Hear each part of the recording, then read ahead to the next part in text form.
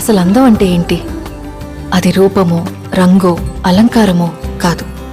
ఏ ఒక్కరి జడ్జ్మెంటో, అభిప్రాయమో కాదు. ఒక కవి వర్ణనో, చిత్రకారుడి బొమ్మో కాదు. మరేంటది? అందమంటే గుణం.